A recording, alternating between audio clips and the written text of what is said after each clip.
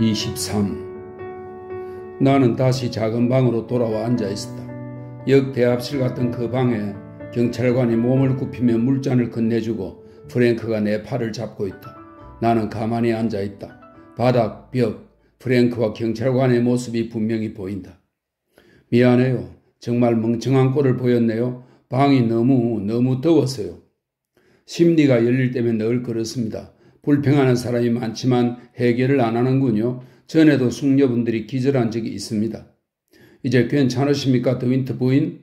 프랭크가 물었다. 네, 괜찮아요. 이제 멀쩡해졌어요. 들어가 보셔도 돼요. 제가 맨들리로 모셔다 드리겠습니다. 아니에요. 안 됩니다. 맥심이 그렇게 부탁했습니다. 당신은 맥심 곁에 있어야 해요. 맥심은 저더러 부인을 모셔다 드리라고 했습니다. 그는 내 팔을 잡고 부축에 일어서게 했다. 차까지 걸어가실 수 있겠습니까? 아니면 차를 가져올까요? 걸어갈 수 있어요. 하지만 그냥 남아있는 게 좋겠어요? 맥심을 기다려야지요. 아마 오래 걸릴 겁니다. 무슨 말이지? 무슨 뜻이지? 왜 내 얼굴을 안 보는 거지? 그는 내 팔을 잡고 함께 복도를 지나 계단을 내렸었다. 맥심이 오래 걸릴 거라고? 우리는 말없이 프랭크의 차로 갔다. 그가 차 문을 열고 내가 올라타는 것을 도왔다. 차는 광장을 떠나 텅 빈 마을을 지났고 캐리스 방향 도로로 접어들었다. 어째서 오래 걸린다는 거죠? 뭘 하는 건데요? 다시 그 증거를 검토해야 할 겁니다. 프랭크는 정면의 하얀 길을 주시했다. 이미 증거는 다 나왔잖아요. 더 할 말은 없어요. 그건 모르죠. 조사관은 다른 각도에서 질문을 던질 겁니다. 기술자의 증언이 모든 걸 뒤바꾸어 놓았어요. 다른 가능성이 검토되어야 합니다. 어떤 가능성이요? 무슨 뜻이죠? 부인께서도 증언을 들으셨지 않습니까? 기술자가 보트에 대해 하는 말을 들으셨죠? 더 이상은 사고라고 생각할 수 없게 되었습니다. 말도 안 돼요. 프랭크, 이건 아니에요. 기술자가 하는 말은 듣지 말아야 해요. 이렇게 오랜 시간이 지났는데 보트에 구멍이 났느니 어쩌느니 하는 말이 무슨 소용인가요? 뭘 증명하려는 거죠? 저는 모릅니다. 조사관이 물고 늘어지면 맥심이 흥분해서 자칫 말 실수를 할지도 몰라요. 조사관은 질문을 하고 또 하겠지요. 맥심은 견디지 못할 거예요. 전 알아요. 프랭크는 대답하지 않았다. 차의 속도가 빨라졌다. 프랭크가 의례적인 대답을 하지 못하는 모습은 처음이었다. 그건 불안하다는, 몹시 불안한 마음이라는 뜻이었다. 게다가 교차로마다 멈추어서 좌우를 살피고 길 모퉁이가 나오면 을의 경적을 울리던 평소의 조심스러운 운전 습관조차 지금은 다 잊고 있지 않은가. 그 남자도 왔어요. 댄버스 부인을 만나러 맨들리에 왔던 남자 말이에요. 내가 말했다. 파벨 말씀이군요. 저도 보았습니다.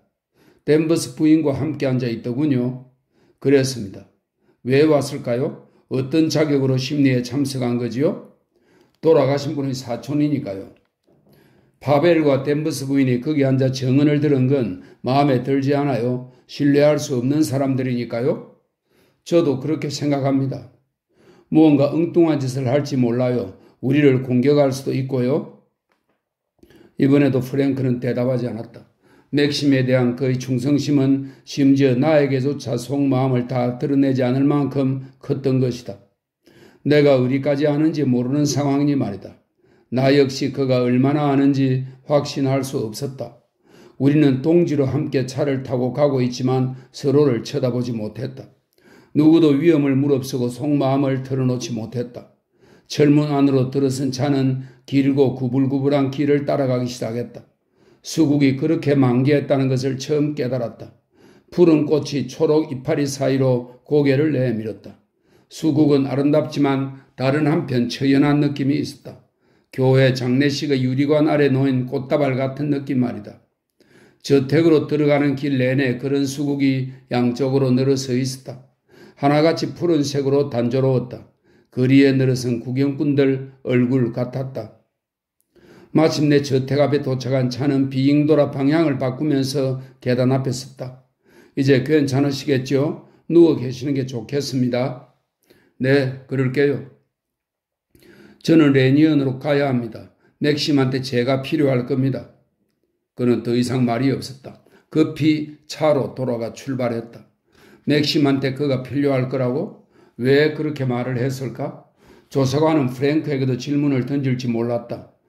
12달 전 그날 맥심과 프랭크는 함께 저녁을 먹었으니까 정확히 언제 맥심이 그 집을 떠났는지 알고 싶어 하겠지. 그가 집으로 돌아가는 모습을 누구 본 사람이 있는지 알고 싶어 하겠지. 하인들이 맥심의 행방을 아는지, 맥심이 집에 도착하자마자 침실로 올라가 옷을 갈아입었던 걸 본 사람이 있는지 댄버스 부인도 질문을 받을 것이다. 댄버스 부인이 증언을 할 것이다. 그러면 맥심은 얼굴이 하얗게 질리며 흥분해버릴지 모른다. 나는 홀로 들었었다. 프랭크 말대로 2층 내 방으로 가서 침대에 누웠다. 손으로 눈을 가렸다. 그래도 심리하던 방과 사람들 얼굴이 보였다. 조사관의 주름진 딱딱한 얼굴, 코에 걸려있던 금색 코안경도. 저 스스로의 즐거움을 위해 심리하는 게 아닙니다. 라고 조사관은 말했지. 맥심은 쉽게 상처받을지 모르는데 지금은 무슨 얘기를 하고 있을까? 어떤 일이 벌어지고 있을까? 혹시라도 프랭크 혼자 맨들리로 돌아오는 것은 아닐까? 어떻게 될지 도무지 알 수 없었다. 사람들이 어떻게 할지 모를 일이다. 신문에서 본 사진, 체포되어 끌려가는 남자의 사진이 떠올랐다. 맥심도 그렇게 끌려간다면? 내가 함께 가도록 허락되지는 않을 것이다. 어쩌면 그를 만날 수도 없을지 몰랐다. 그럼 나는 여기서 매일같이 밤마다 그를 기다려야 한다.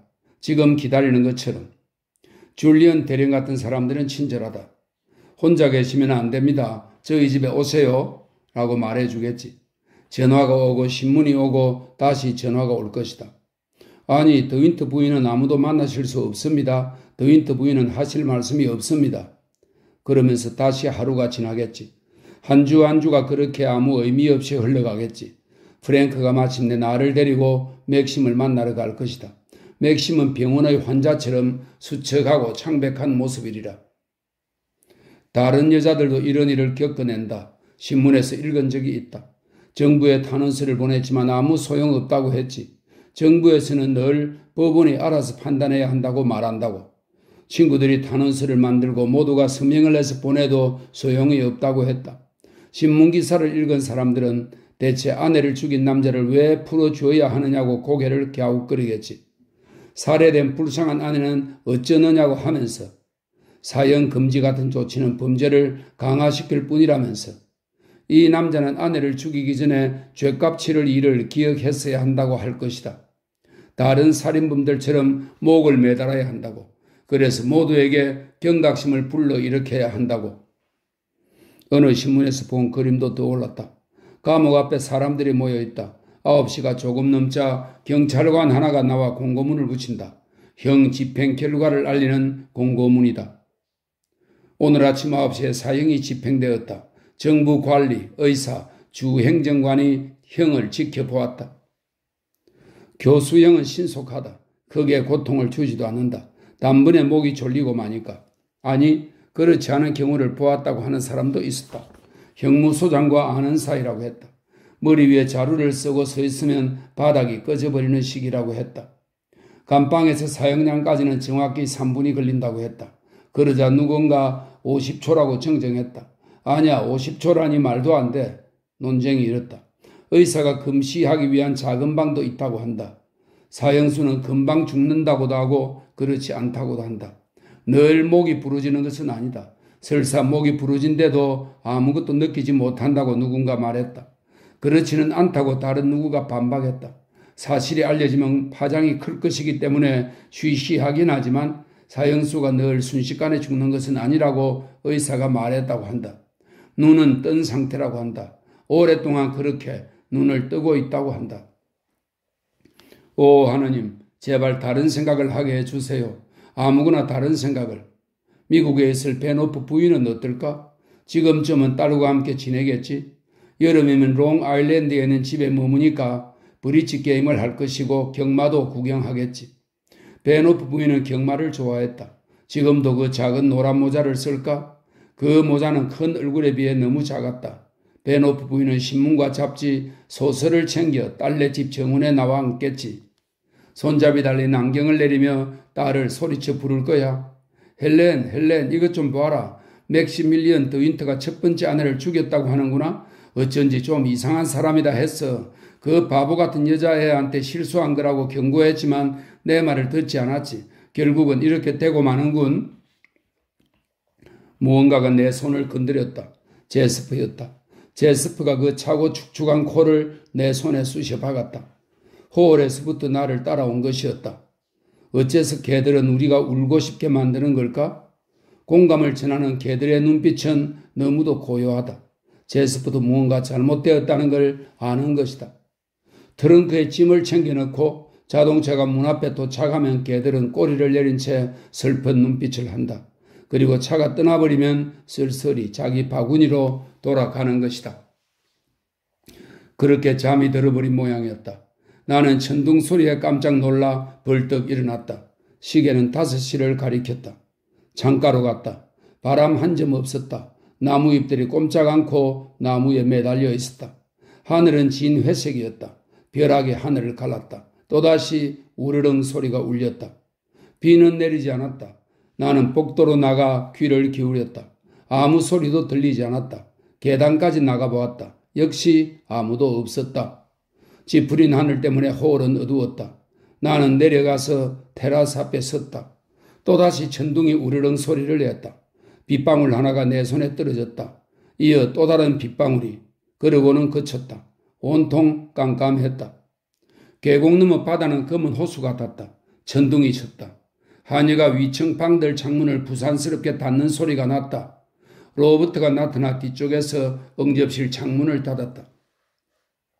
남자분들은 아직 돌아오지 않은 거지, 로버트? 내가 물었다. 네, 마님. 마님께서도 함께 나가신 줄 알았습니다.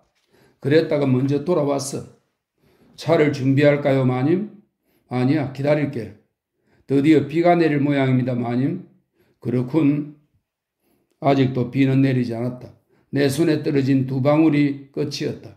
나는 서재로 가서 앉았다. 5시 30분에 로버트가 서재로 들어왔다. 저택 앞에 차가 도착했습니다, 마님. 어떤 차지? 더윈트 씨의 차입니다. 더윈트 씨가 직접 운전하고 오셨어? 네, 마님. 일어서려 했지만 다리에 힘이 없었다. 나는 소파에 기대 엉거주춤 섰다. 목안이 바짝 말랐다. 잠시 후 맥심이 들었었다. 그는 입구에 멈춰 섰다. 무척 피곤하고 나이 들어 보였다. 입가에는 전에 보지 못했던 주름이 잡혀 있었다. 다 끝났어. 그가 말했다. 나는 기다렸다. 말을 할 수도 맥심 쪽으로 움직일 수도 없었다. 자살한 것으로 결론이 났어. 당시 심경을 드러낼 자료는 충분하지 않지만 말이요. 나는 소파에 주저앉았다. 자살이라고요? 하지만 동기는요? 자살 동기는 뭐죠? 누가 알겠소? 동기가 꼭 필요하다고 생각지는 않는 모양이요. 조사관은 나를 다그치며 레베카에게 돈 문제가 없었는지 알아내려고 했어. 세상에 돈 문제라니? 그는 창가로 가서 잔디밭을 내다보았다. 곧 비가 내릴 모양이요. 고맙게도 마침내 비가 오는군. 어떻게 되었어요? 조사관이 무슨 말을 하던가요? 이렇게 오래 당신을 붙잡아둔 이유가 뭔가요? 같은 얘기를 계속 되풀이했소. 아무도 관심 없는 보트의 세부 구조에 대해 말이요. 마개를 열기는 힘든가? 두 구멍의 위치는 정확히 어디인가? 바닥짐은 무엇인가? 바닥짐이 옮겨졌을 때 보트의 안정성에는 어떤 변화가 있는가? 여자 혼자서 바닥짐을 옮길 수 있는가? 선실문은 단단히 닫혀 있었는가? 문을 열려면 얼마나 되는 수압이 필요한가? 나는 그야말로 돌아버리는 것 같았어. 하지만 참았어. 문 옆에 앉은 당신을 본 순간 나는 내가 할 일을 기억해냈어. 당신이 그렇게 기절해버리지 않았다면 난 끝까지 버티지 못했을 거요. 당신 덕분에 정신이 번쩍 난 거지. 무슨 말을 해야 할지 정확히 알 수 있었어. 난 끝까지 조사관의 눈길을 피하지 않았어. 그 여위고 까다로운 얼굴과 금태를 두른 코안경을 응시했지. 아마 죽는 날까지 그 얼굴을 잊지 못할 거요. 여보, 난 지쳤어. 아무것도 보이지도 들리지도 않을 정도로 피곤하오. 그는 창가 의자에 앉아 몸을 앞으로 굽히고 손으로 얼굴을 감싸 안았다. 나는 그 옆에 가서 앉았다. 채 몇 분이 지나지 않아 프린스가 로버트와 함께 차상을 들고 나타났다. 매일 반복되는 질서정연한 의식이 시작되었다. 테이블을 펼치고 눈처럼 흰 테이블볼을 깔고 언제 차 주전자가 놓이고 물 주전자는 램프 불 위에 올라갔다. 스콘, 샌드위치, 3가지 케이크가 차례로 차려졌다. 제스퍼는 차상 가까이 앉아 꼬리로 바닥을 탁탁 쳤다. 기대에 찬 눈빛으로 나를 바라보면서 말이다. 그 어떤 일이 일어나더라도 일상의 절차는 변함없이 반복되고 우리 모두 먹고 자고 씻는 일을 되풀이한다니 참으로 재미있지 않은가? 나는 생각했다. 어떤 위기가 닥치더라도 일상의 습관은 망가지지 않는다. 나는 맥심의 잔에 차를 따랐다. 그리고 창가 자리로 가져갔다. 그에게는 스콘을 주고 나는 버터 바른 빵을 집었다. 프랭크는 어디 있죠?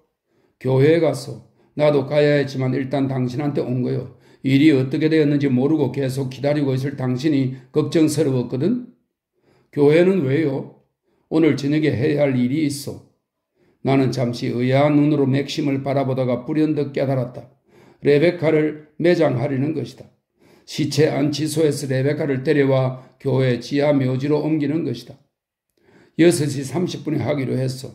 프랭크, 줄리언 대령, 주교 외에는 아무도 모르고 근처에 서성대는 사람도 없을 거요. 어제 정해진 일이요. 어차피 판결과는 상관없으니까. 당신은 언제 가야 하죠? 6시 25분에 교회에서 만나기로 했어. 나는 말없이 차를 마셨다. 맥심은 스콘에 손도 대지 않았다. 아직도 덥군. 그가 중얼거렸다. 폭풍이에요. 비는 겨우 몇 방울씩만 내리고 있고요. 더위가 가시지는 않을 거예요. 레니언을 떠날 때 천둥이 치더군. 하늘은 시커멓게 변했고 대체 왜 비가 내리지 않는 걸까? 새들은 모두 나무에 숨은 모양이었다. 하늘은 여전히 깜깜했다. 당신이 또 나가지 않았으면 좋겠어요? 내가 말했다. 그는 대답하지 않았다. 극도로 피곤한 모습이었다. 내가 돌아온 다음에 이야기를 맞이합시다. 할 일이 아주 많지 않소? 처음부터 다시 시작해야 하고 난 당신한테 최악의 남편이었으니까? 그렇지 않아요. 절대 그렇지 않아요. 이번 일은 다 잊고 다시 시작합시다. 우린 할 수 있어. 당신과 나 둘이니 혼자 있는 것과는 달라요. 우리가 함께라면 과거는 더 이상 상처를 입힐 수 없어. 아이도 낳아야지. 그는 시계를 보았다.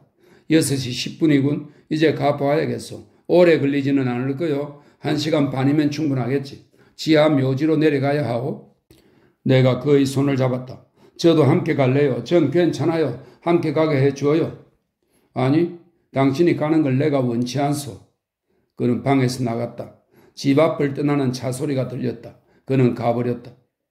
로버트가 차상을 치우러 들어왔다. 다른 날과 똑같았다. 일상은 변하지 않는 것이다. 맥심이 레닌에서 돌아오지 못했다면 어땠을까? 그렇다면 로버트는 엄숙한 얼굴로 빵 부스러기를 작은 솔로 털어내고 테이블을 접고 있는 로버트는 어떻게 행동했을까? 로버트까지 나가버리자 서재는 아주 조용했다. 나는 교회에 모여 문을 열고 지하 묘지로 내려가는 사람들의 모습을 상상했다. 난 지하 묘지에 가본 적이 없었다. 입구만 보았을 뿐이다. 지하 묘지는 어떻게 생겼을까? 관들이 쭉 늘어서 있을까? 맥심의 아버지와 어머니도 거기 있겠지. 실수로 거기 들어간 여자의 관은 어떻게 될까? 아무도 찾지 않은 외로운 시신, 비와 파도에 망가졌던 그 시신의 주인은 누구였을까? 레베카도 그 지하 묘지에 자리를 잡겠지. 주교가 장례 미사를 집전하고 맥심, 프랭크, 줄리언 대령은 옆에 서 있는 건가? 죄는 죄로, 먼지는 먼지로 돌아가리라고 읊겠지. 레베카는 더 이상 실제하지 않는 것 같았다. 선실 바닥에서 발견된 순간 가루가 되고 만 것이다. 지하 묘지에 누운 것은 레베카가 아니라 먼지일 뿐이다. 7시 직후부터 비가 내리기 시작했다. 처음에는 아주 가늘게 소리 없이 내려 비가 내리는 줄도 몰랐다. 그러다가 점점 더 굵고 강해졌다. 수문이 열려 물이 쏟아져 내리는 것처럼 찌푸린 하늘에서 세차게 비가 내렸다. 나는 서재 창문을 열어두었다. 그 앞에 서서 신선한 공기를 마음껏 들이마셨다. 손과 얼굴에 빗방울이 튀었다. 잔디밭도 보이지 않을 정도로 빗줄기가 굵었다. 빗방울이 창 위를 지나는 낙 솜통을 두들겼고 테라스의 돌바닥에서 마구 튀어올랐다. 더 이상 천둥은 치지 않았다. 비는 이끼와 흙, 검은 나무 껍질 냄새를 풍겼다. 빗소리 때문에 프리스가 들어온 줄도 몰랐다. 옆에 다가와 섰을 때에야 알았다. 죄송합니다만 마님, 더윈트 씨가 언제 들어오시는지 모르시나요? 좀 있으면 들어올 거예요. 더윈트 씨를 찾아온 손님이 있습니다. 브리스가 잠시 머뭇거렸다. 뭐라 말씀드려야 할지 모르겠습니다만 꼭 더윈트 씨를 만나야 한다고 고집을 부리는군요. 누구신데요? 브리스가 아는 사람인가요? 브리스가 곤혹스러운 표정을 지었다. 네, 마님. 한때 여기 자주 오셨던 분입니다. 그러니까 돌아가신 더윈트 부인이 살아계실 때지요. 파벨이라는 분입니다. 나는 창가 자리에 앉아 창문을 닫았다. 쿠션에도 빗방울이 튀어 있었다. 나는 고개를 돌려 브리스를 보았다. 제가 파벨 씨를 만나는 게 좋겠군요. 알겠습니다, 마님. 나는 벽난로 앞 양탄자에 가서 섰다. 맥심이 돌아오기 전에 파벨을 보내버리고 싶었다. 그에게 무슨 이야기를 해야 할지는 몰랐지만 두렵지는 않았다. 잠시 후 브루스가 파벨을 안내하며 서재로 들어왔다. 파벨은 전과 비슷한 모습이었지만 조금 더 뻔뻔스럽고 조금 덜 단정한 느낌이었다. 그는 늘 모자를 안 쓰고 다니는 바람에 머리카락이 햇빛에 바라고 피부가 검게 타있는 부류의 사람이었다. 두 눈은 시뻘겋게 충혈된 상태였다. 술을 마시고 왔나 싶을 정도였다. 맥심이 없어서 미안합니다. 언제 돌아올지 모르겠어요. 내일 아침에 약속을 하고 사무실에서 만나는 편이 좋겠군요. 전 얼마든지 기다릴 수 있습니다. 또 그리 오래 기다릴 필요는 없을 거라는 생각이 드는군요. 들어오면서 식당을 보았더니 맥스 식기가 준비되어 있던걸요? 파벨이 대답했다. 일정이 좀 바뀌었어요. 오늘 밤 집에 돌아오지 않을지도 모릅니다. 도망간 모양이군. 그렇죠? 파벨은 보기 싫은 미소를 지었다. 제게 당신 말은 그렇게 해석되는군요. 하긴 이런 상황이라면 도망이 최선의 방법이겠죠. 구설수는 피하는 게 상책이니까. 무슨 말씀이신지 모르겠네요. 아, 그러신가요? 설마 내가 당신 말을 그대로 믿을 거라 생각지는 않으시겠죠?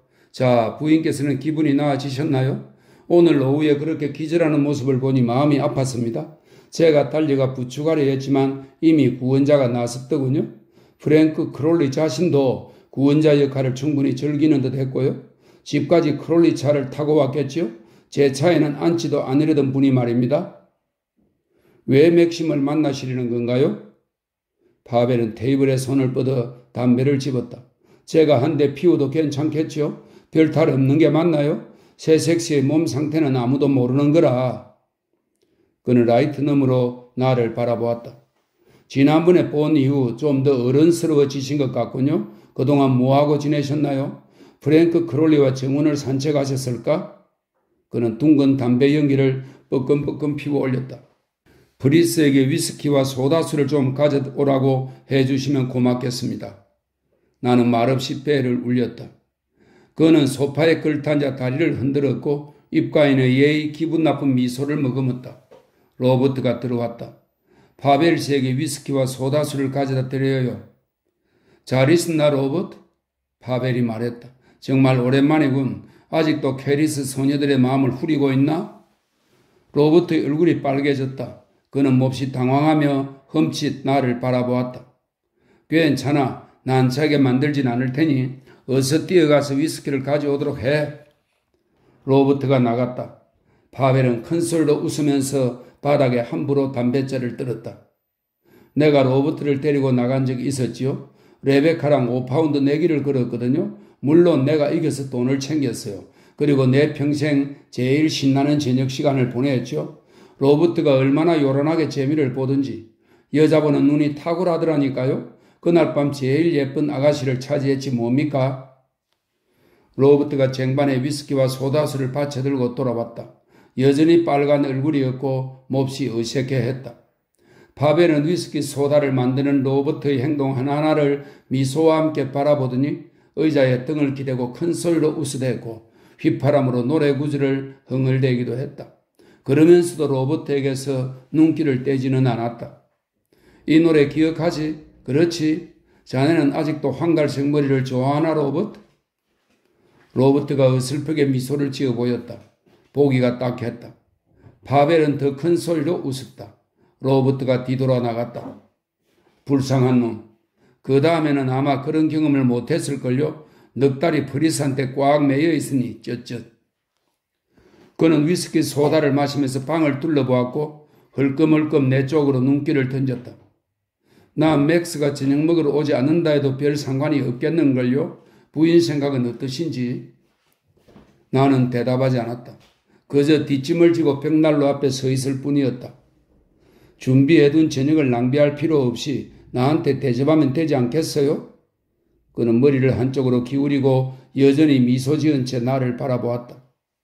파벨 씨, 무리하게 굴고 싶지는 않습니다만 매우 피곤하군요. 오늘 하루가 퍽 힘들었거든요. 왜 맥심을 찾아오셨는지 말씀하실 수 없다면 여기 계속 앉아 계실 필요는 없을 듯 합니다. 아까 말씀드린 대로 내일 아침에 사무실에서 만나십시오. 그는 소파에서 몸을 일으키더니 한 손에 술잔을 든 채 내 쪽으로 다가왔다. 아니지요. 그렇게 매몰차시면 안 되지요. 저 역시 퍽 힘든 하루를 보냈습니다. 절 두고 자리를 떠나지는 마십시오. 사실 전 위험하지도 않고 피해도 입히지 않는 사람이거든요. 맥스가 이미 제 얘기를 부인께 했을 것 같은데요. 나는 이번에도 대답하지 않았다. 부인께서는 제가 사악한 늑대라고 생각하시죠? 하지만 그렇지는 않습니다. 아주 평범하고 선량한 놈이죠. 부인께서는 이런 상황에서 완벽히 훌륭하게 행동하고 계십니다. 모자라도 벗어서 경의를 표하고 싶군요.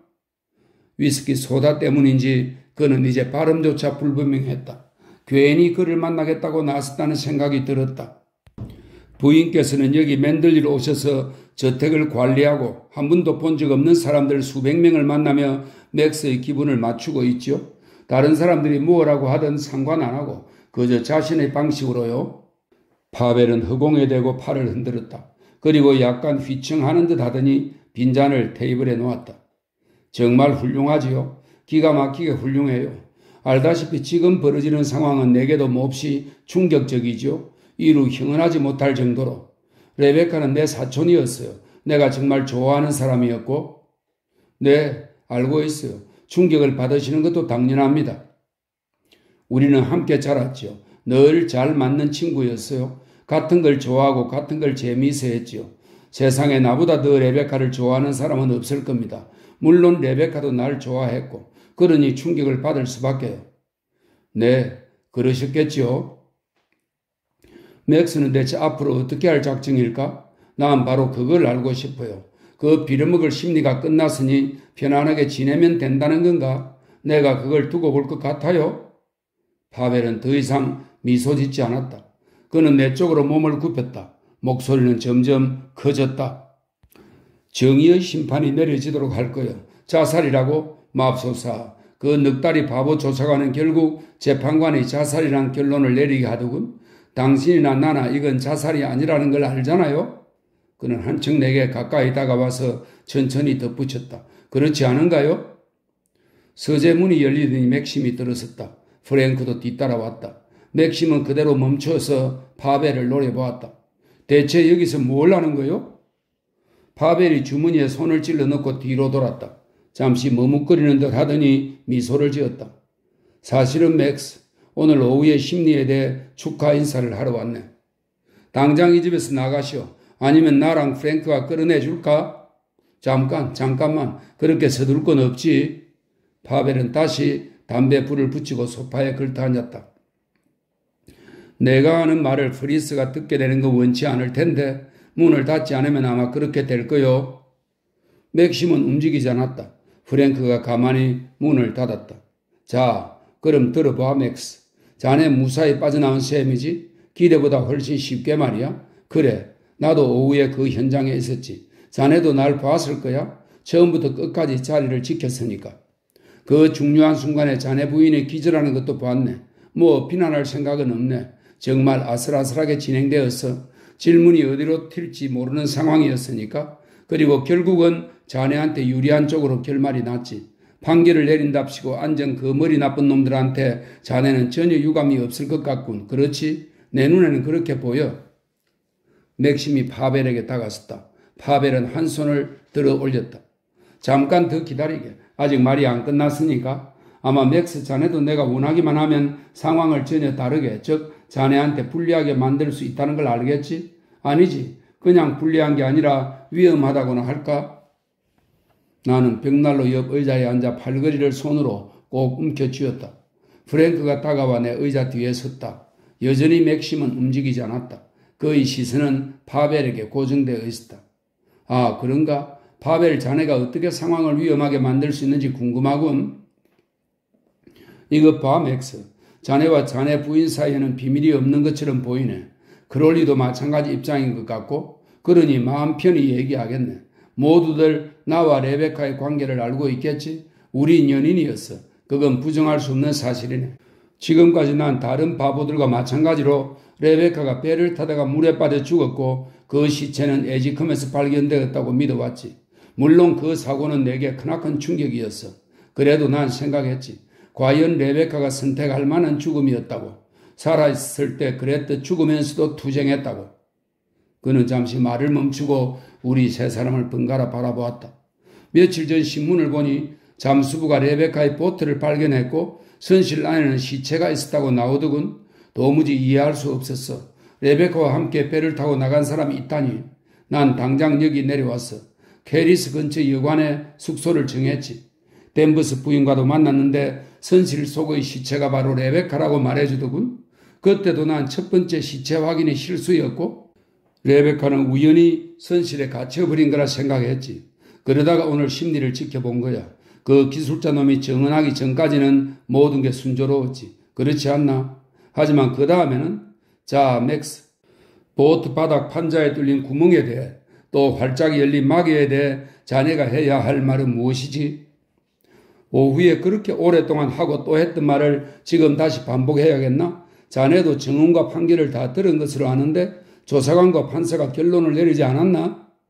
어떤 결론? 자살이라는 결론? 레베카가 자살했다고? 자, 내가 하고 싶은 말은 이제부터야.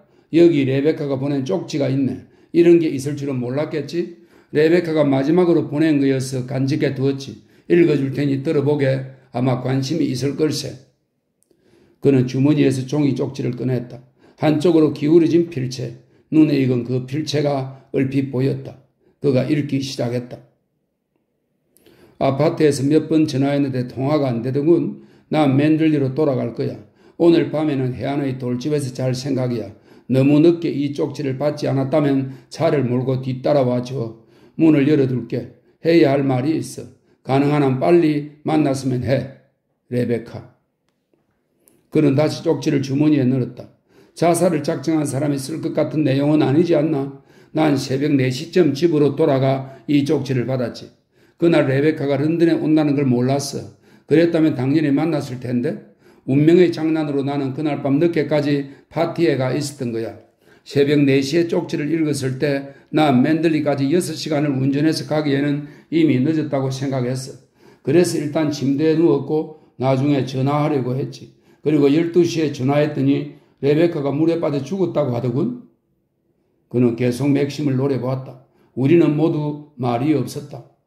조사관이 오늘 오후에 이 쪽지를 읽었다면 맥스, 자네 입장에서는 일이 좀 꼬였겠지? 글쎄, 왜 아까 그 자리에서 조사관에게 쪽지를 전하지 않았나?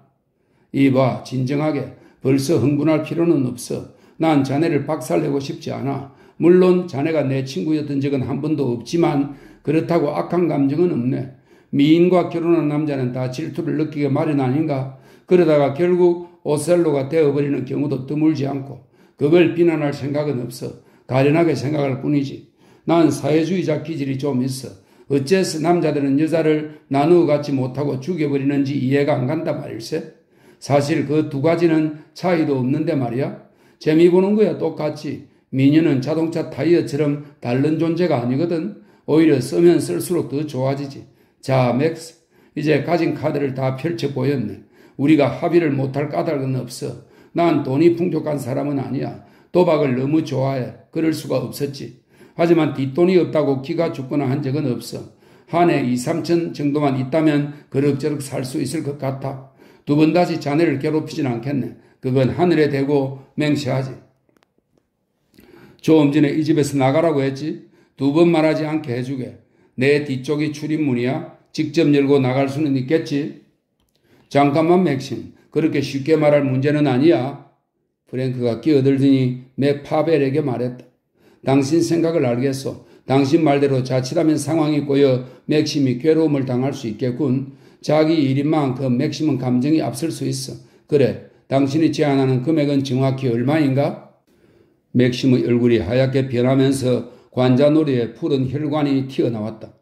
이 문제에 관여하지 말게, 프랭크. 이건 온전히 내 일이야. 난 이런 식의 협잡에 말려들 생각 없어.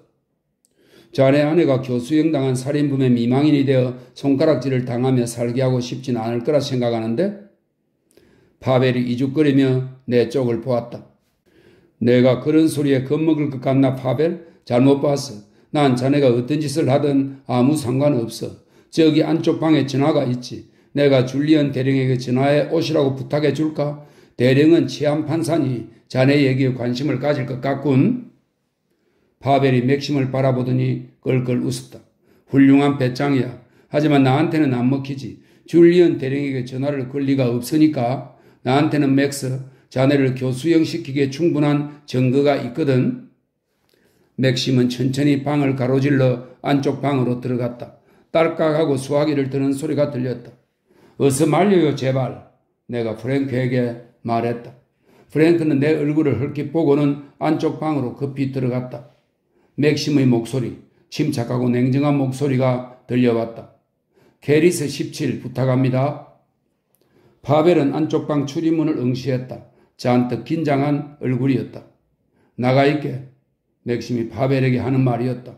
그리고 잠시 후 줄리언 대령이십니까? 더윈터입니다. 네네, 압니다. 그런데 지금 이쪽으로 좀 와주실 수 있을지요? 네, 맨들리로 오시면 됩니다. 급한 일입니다. 전화로는 설명드리기 어렵군요. 하지만 도착하시면 바로 다 말씀드리겠습니다. 이렇게 괴롭히게 되어 죄송합니다. 네, 감사합니다. 그럼 곧 뵙지요. 맥심이 방으로 돌아왔다. 줄리언 대령이 곧 온다고 하는군. 그는 창가로 가서 창문을 활짝 열었다. 여전히 세찬 비가 내리고 있었다. 그는 우리에게 등을 돌린 채 차가운 공기를 마셨다. 맥심, 프랭크가 조용히 그를 불렀다. 맥심. 맥심은 대답하지 않았다. 파벨은 큰 소리로 웃으며 다시 담배를 집어들었다. 교수형을 당하고 싶어 안달이라면 뭐 어쩌겠나. 내게는 어차피 피차 일반이야. 그는 테이블 위에서 신문을 집어들더니 다리를 꼬고 앉아 한 장 한 장 넘기기 시작했다. 프랭크는 안절부절 못하며 나를 보다가 맥심을 보다가 했다. 그리고 내 옆으로 다가왔다. 어떻게 방법이 없을까요? 내가 속삭였다. 나가서 줄리언 대령이 들어오지 못하게 하는 건 어떨까요? 맥심이 여전히 등 돌린 채 창가에서 말했다. 프랭크는 이 방에서 나갈 수 없어. 내가 혼자서 일을 처리할 거요. 줄리언 대령은 이제 10분만 있으면 도착하게 돼요. 우리는 모두 입을 다물었다. 파벨은 계속 신문을 읽었다. 빗소리 외에는 사방이 고요했다. 비는 쉬지 않고 강하게 단조롭게 내렸다. 나는 한없는 무력감을 느꼈다. 내가 할 수 있는 일은 하나도 없었다. 프랭크가 할 수 있는 일도 없었다. 책이나 연극에서 보면 이럴 때 권총을 꺼내 파벨을 쏘아 죽이고 그 시체를 벽장에 감추곤 하던데, 하지만 서재에는 권총이 없었다. 벽장도 없었다. 우리는 평범한 사람들이었다. 이런 상황은 상상도 못해본 평범한 사람들. 맥심에게 다가가 무릎을 꿇고 파벨에게 돈을 주어버리라고 애원할 수도 없었다. 그저 자리에 앉아 주룩주룩 내리는 비를 바라보고 등 돌리고 선 맥심의 뒷모습만 속절없이 바라볼 뿐이었다. 빗소리가 너무 커서 차 소리도 듣지 못했다. 도착했는지도 몰랐는데 줄리언 대령이 프리스의 안내를 받아 서재로 들어섰다. 창가에 있던 맥심이 돌아섰다. 안녕하십니까? 다시 만나게 되었습니다. 금방 오셨군요? 그렇습니다. 급한 일이라고 하시기에 당장 출발했죠. 다행히 차도 편한 곳에 떼놓은 상태였고요. 날씨는 그리 좋다고는 할 수 없군요. 대령은 파벨을 헐깃 본 뒤 내게 다가와 악수하고 맥심에게 고개를 끄덕였다. 그래도 비가 와서 다행입니다. 너무 오래 무더웠죠. 이제 좀 상쾌해지겠군요. 나는 나도 알아듣지 못할 인사말을 중얼거렸다. 대령은 손을 비비면서 우리를 한 사람씩 번갈아 보았다. 그저 한담이나 하자고 이렇게 오시게 했다고는 생각지 않으시겠죠? 이쪽은 잭 파벨, 죽은 아내의 사촌입니다. 두 분이 구면이신지 모르겠군요. 줄리언 대령이 고개를 끄덕였다. 얼굴이 낯이 있군요. 전에 여기서 만났던 모양입니다. 아, 잘 되었습니다. 자, 어서 시작하게 파벨. 맥심이 말했다. 파벨이 소파에서 일어나더니 신문을 테이블에 내려놓았다. 대령을 기다리는 10분 동안 술은 다 깬 모양이었다. 그럼그래도 안정되어 있었다. 더 이상 희죽거리지도 않았다. 하지만 전개되는 상황이 전혀 달갑지 않고 더욱이 줄리언 대령과의 만남은 예상치 못한 일인 듯 했다. 어떻든 그는 커다란 목소리로 말을 시작했다.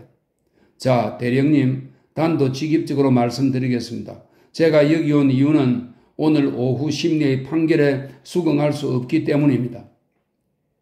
그런가요? 그건 당신이 아니라 여기 계신 드윈트 씨가 해야 할 말인 것 같은데요?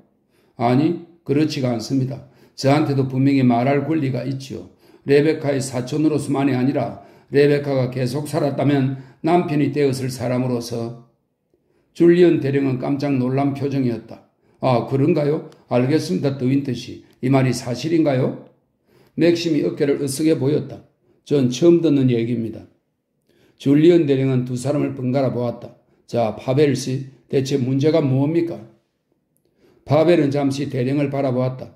머릿속에서 무언가 계획을 세우려는데 아직 그렇게까지는 정신이 똑바르지 않은 모양이었다. 그는 천천히 외투 주머니에 손을 넣어 레베카의 쪽지를 꺼냈다. 이건 레베카가 그 배를 타고 나가기 몇 시간 전에 쓴 쪽지입니다. 읽어봐 주십시오.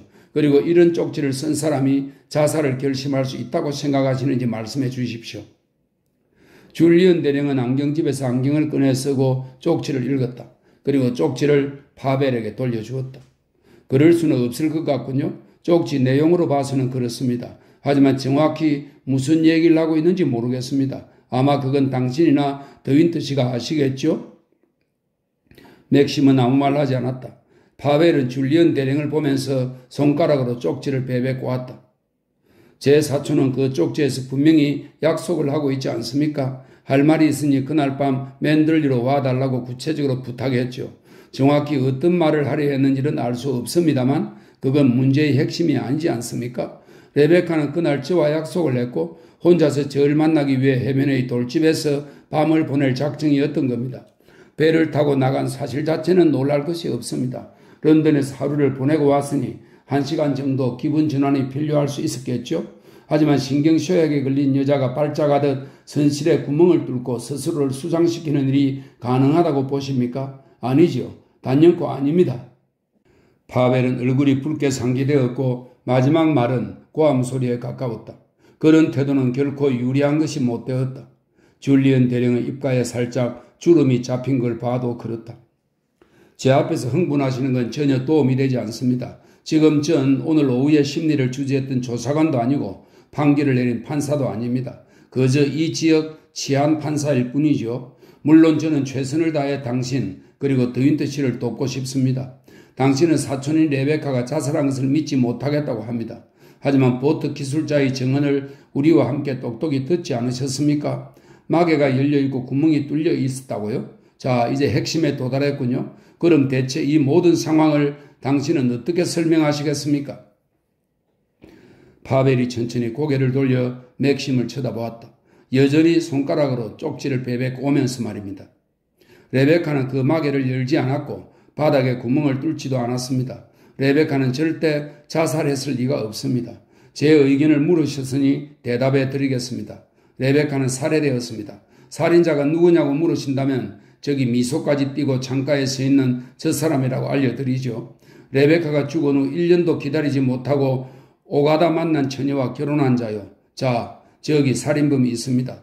맥시밀리언 드윈트. 저자를 잘 보십시오. 충분히 교수형을 당할 만한 얼굴 아닌가요? 파벨은 큰 소리로 웃기 시작했다. 과장되고 바보스러운 술꾼의 웃음이었다. 레베카의 쪽지는 아직도 그의 손가락 사이에 있었다.